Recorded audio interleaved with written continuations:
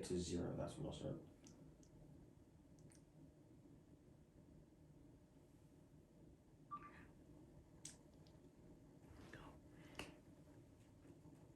Ink is dripping from the corners of my lips. There is no happiness like mine. I have been eating poetry. That's Mark Strand when he was Poet Laureate of the United States, and that's what I said to the Pacific Grove, California committee that was interviewing me for the Poet in Residence.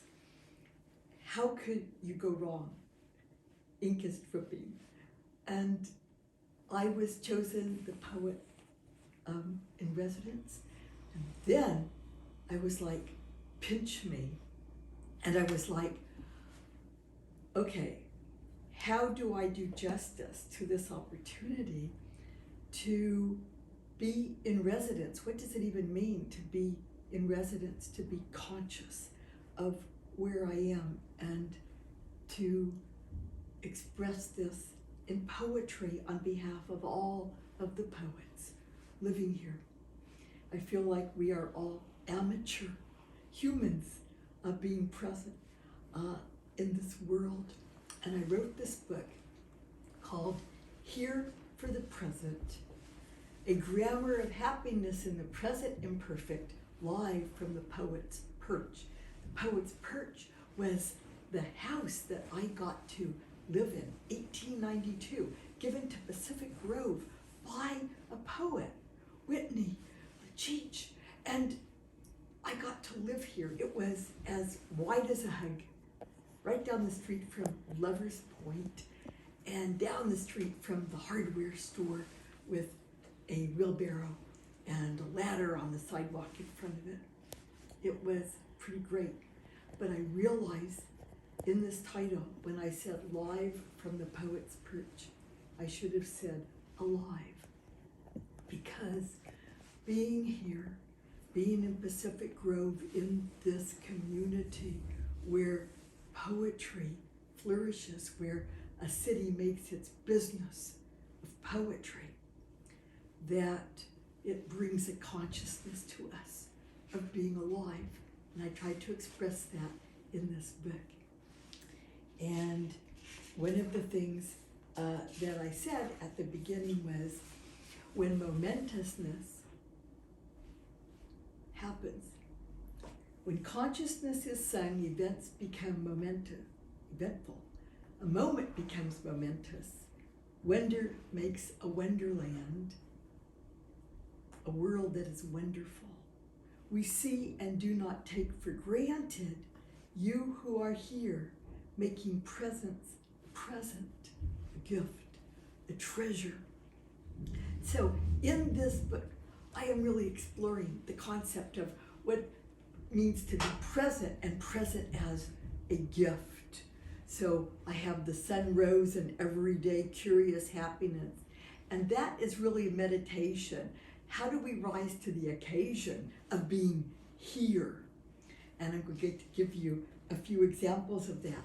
I talk about field work, in which we consider simplicity as ecstasy just in washing dishes or looking out the window or walking down the street and seeing our neighbors. And so I will begin us with some of our things. Pacific Grove, January 21st, 6:14 a.m. Gulls cry just now, pulse, pulse. And thinking of what is outside my window, something wants me alive. I can almost hear the waves down the street, their splash and crash, their sighs. To live in a place where I can hear the sounds moving earth, lungs, back and forth, swish, swish, tide speak, moon, voice, heaves, the pulse of PG, inside and out, swish, swish, creak, creak. And one of my favorite experiences here was my neighbors, the people who were here and how they were here for the present. One lady went out on Lover's Point and she wanted to see the sunset. She rented a boat and things did not go well for her. And I thought that I really understood why she went out there. When I read about the woman who wanted to see the sunset off Pacific Grove, Lover's Point, and set out by herself, I got it. No one had reported the woman missing, the newspaper said. Oh, she was so proud of herself to rent a boat out in the ocean, a motor. This was epic. Odysseus. No one knew she was here. This was hers. She was in this dinghy all alone, the old woman in the sea, a mile out on this glorious expedition. And everything happened the way it always did for seafarers. The raft was losing air. The motor fell off. She was adrift, carried out by the currents. She figured out how to use the flares. Yes, she. Pink in the white fog, and no one heard her cries, and it became dark. And when they found her 15 hours later, slumped in the half-submerged craft, details were a little fuzzy because of her hypothermia. So what she was going to tell us about the sunset, we do not know, after all, but why she went, I can tell you all about it. And that's what it is, living here. One morning, again, very early, my daughter was hungry, and I set out to get her some food, but nothing was open. This is called the Grove Market, my neighbor. It is early morning, too early. My daughter, who cannot eat gluten, is hungry. I've set out in the most ancient of ways to forage for my daughter to eat. But I get there, and of course, it's closed. A man comes to the door. He does not say we're closed. He says, like in a fairy tale, come in for whatever you came for. He unlocks the door. In surprising gratitude, I walk into the aroma of things baking, a morning kitchen, the way your house would smell right now if our families were as they were, the way we used to live before we lost ourselves in urban aisles of the world that make us feel puny, when neighbors were there and their doors were never closed to you. In a world that often seems like for whatever it is you want, nothing is open, everything is closed. Now you feel a citizen of an old world, buying eggs and butter in a market with a kind heart and jolly goodness. In a good world, it is never too early. And that really is the merry kindness that I found in my Pacific Grove neighbors. Another poem called Poet in Residence. I'm sitting by the window. We've all sat by the window. It's raining, and I'm looking out the window. I sit by the window dotted with rain as leaves slap the glass in the wind. Two people walk by holding umbrellas, and I am grateful for the view. A Monet, a Manet, making 18th Street in Pacific Grove, a hobble from Lover's Lane, Paris in the spring. Art is the only place that is quite as wet. Oh, thank you for choosing a purple umbrella. Oh, thank you for your choice of plaid in this day, and the plain back, its dignity. The marvel of it, of what it means to sit beside a window on a rainy morning, a witness to earth happening before my eyes. A bird flutters upwards just now. Black flutters zigzag while white gull flaps across gray roof. Bliss is happening in my ears, quiet clapping, a brookside sound of water lapping, a hiss of car wheel, a deep-throated laugh under the umbrella floating by.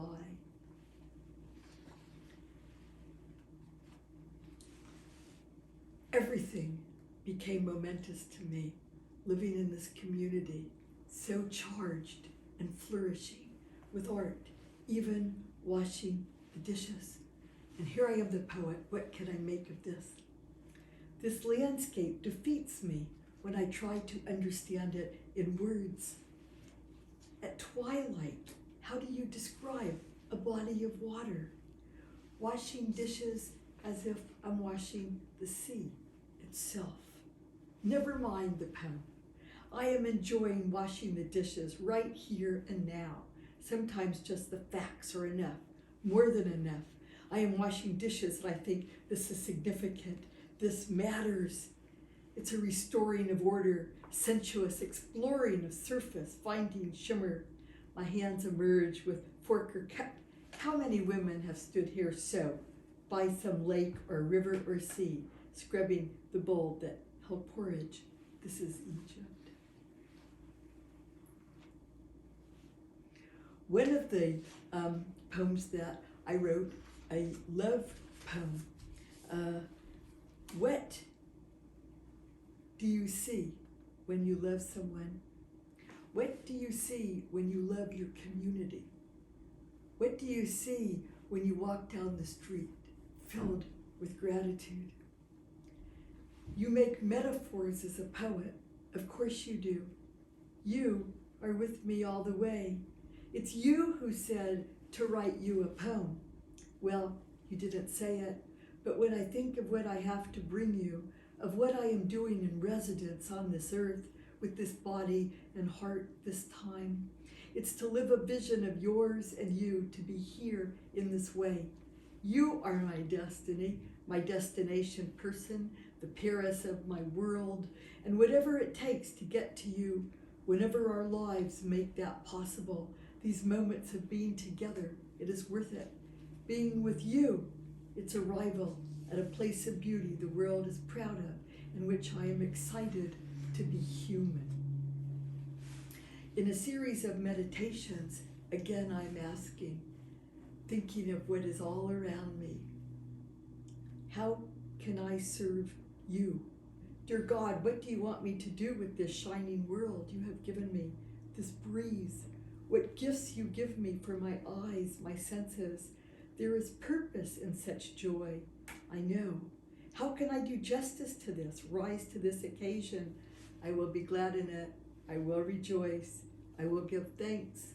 I will figure something out, what to do, what to bring, how to show how I am changed by this beautiful scene, this merciful beauty. Being alive, but not more than, in fact, showed up by the birds first of all, whose exclamations and calls and important flutterings fill me and still me to a stunned agape of being on a bench, absorbing magnitude far beyond consciousness. This is The Bench by Lover's Point. Yes, I am a poppy in such company, and the bees believe in me, alight and weigh me down until I spring back, open to whatever happens here in the wind. Everywhere that I went in this community, smaller than 4 square miles, most of it underwater, it felt momentous.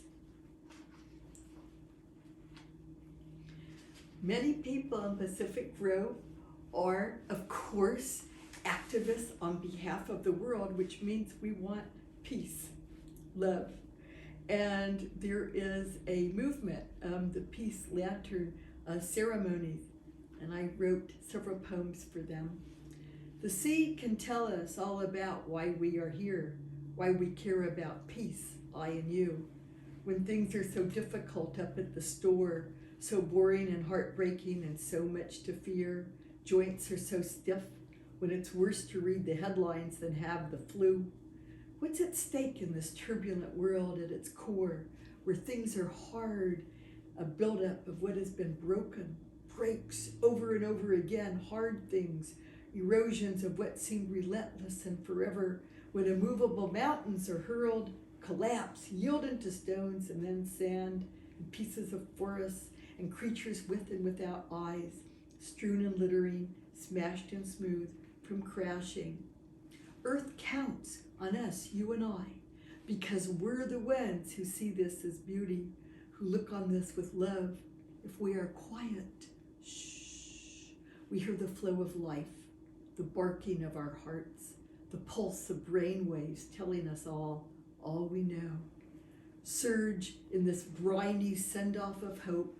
We stand where people have always stood, where life itself began in this intersection of moon power on Earth, Earth's surrender to forces of ebb and flow. We gave up our tails, our claws, our beaks. Is peace possible, friends? It has always been possible. It has always been the case that people gather as now to send off our best hopes, our knowledge shining as clear as silver light on water, as golden light on sand, as clear as the sight of you standing here, Carrie. I love my Pacific Grove neighbors.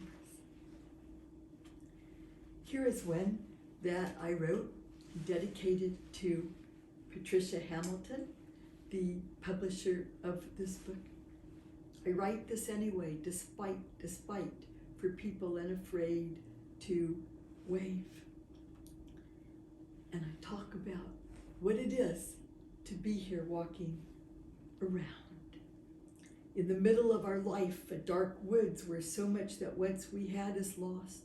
What fills me with grateful awe that I'm here, as much as the forgiving sound of rain on the roof, a crow's laugh in the morning, any kind of sweet woo that transforms the moment, makes of my life right now a concert, and my desk the front row for the orchestra of earth, the song of something going somewhere on its own journey of purpose.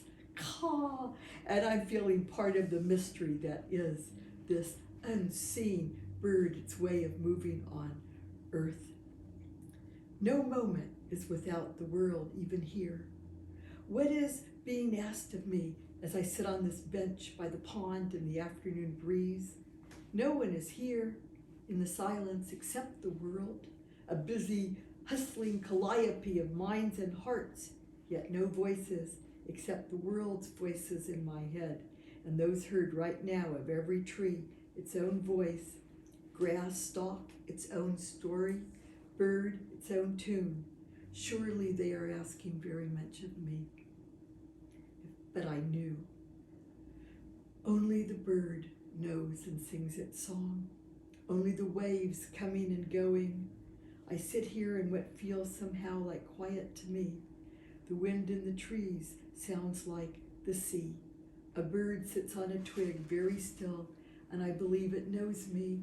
It knows my dead son who was alive in this bird's world, and it has come to tell me this, to sit with me in silence that is not silence, in a place where I am doing nothing except noticing all the ways I'm called on as I sit on this bench. If only we knew. We squint in the light. We peer into all nature as a pond, a sea that sees us, the wilderness, the green in us, yet. And one of the things that I include in this book is the address that I gave to the city of Pacific Grove, the poet's address. And this was my statement to the city. I'll tell you something very funny and wonderful about Pacific Grove and this appointment. Is poetry practical in these days of civic crises? Is it an extravagance, optional, a luxury we cannot afford, a time waster in these demanding and hurried times? But there was a doctor, William Carlos Williams, who thought otherwise, and he said, "My heart rouses thinking to bring you news that concerns you and concerns many men. It is difficult to get the news from despised poems, yet men die miserably every day for lack of what is found there." And we could say, oh, that's ridiculous. Poetry, life and death. But he's a doctor, and every day he's trying to save lives, blood on his hands, and at the end of the day, he goes home and writes on his prescription pad poetry to save his life and to save ours. And I wrote, can you imagine a whole town making poetry its business? Pacific Grove has identified poetry officially as a civic function, a city service, part of its governance. Writers have been integral to its history and ethos, its famous architectural preservation, its vibrant Main Street way of life go hand in hand with its respect for the role of arts in community living. And I wrote to our local newspaper, this is my go-to place for walking, restaurants for birthdays, cafes for recession, cappuccino, massage, nails and hair, hardware, paper, lumber. When I had manuscripts to send out, I go to the local post office to give me good luck. So what I found living here as the poet was a new way to be alive and a new way for me to value poetry. And I would give talks to the city of Pacific Grove, official talks, and I would thank you. And one of the things that I was remarking on is the fact that Pacific Grove is considered the home of the monarch butterfly. We are the capital of the monarchs who return to us. And it makes sense about the monarch butterfly. In physics, they say that the butterfly is the emblem of a theory that a butterfly flapping its wings in Brazil causes a cataclysmic storm system in Texas, that the little flap of a butterfly's wings can, over time and space, change the world. Of course, the butterfly would come here to Pacific Grove, this little place, and its flapping of the arts and its civic spirit can change the world. And I wrote, for the physicist, it is wind, those fragile yet mighty wings generating force. Yet here in Pacific Grove, we have another way of understanding the poet-physician of the cycle of life as a butterfly in his poem. Grooving, pack, groovy gardeners know it is the butterfly who is not only an emblem but a true lover, whose sexy visits to a flower is the catalyst that lets the flower be a force of co-creation in the universe. And they know a good thing when they see it. They obviously know that civically and culturally speaking, Pacific Grove, you are the cat's meow, the butterfly's object of desire, this community adopted by the winged symbols of growth, this community who loves books and libraries, which are book preserves, to which we come in the role of butterflies in our community garden, transforming us, catalyzing the power within us to grow, change, soar, so that nobodies with books' power can change the world. This is the home ethos you create in your support of books and of poets who want to be here for the present.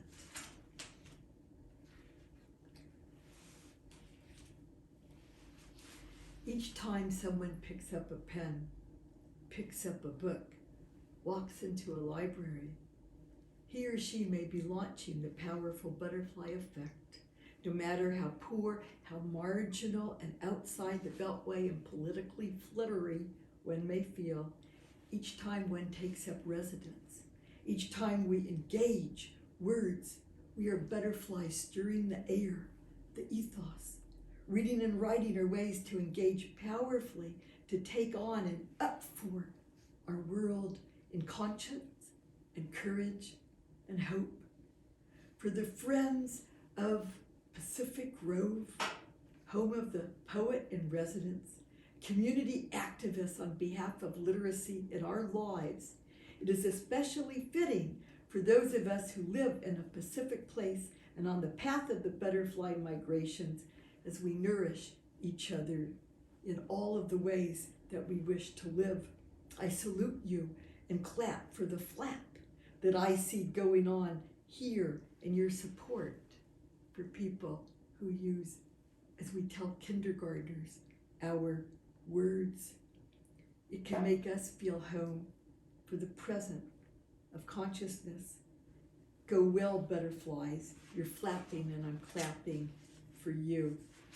And in the last poem of the book, it's called The Majesty of Grace on 18th Street, the little street with the poet's Perch that I lived on. And I'm quoting from my journal. As I look forward to this new world, I think of the lessons that carry me forward. The first one is the understanding of how it is our earth, our community, our time here, that being in each other's presence on this journey has taught me. A community alive with poetry is a way of civic grace, of kindness, listening to poets' spiritual devotion and practice.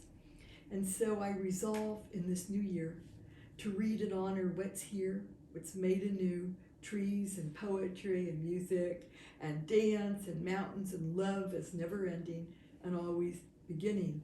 Our community of such life in the perfect, present, and perfect, the view from the poet's Perch.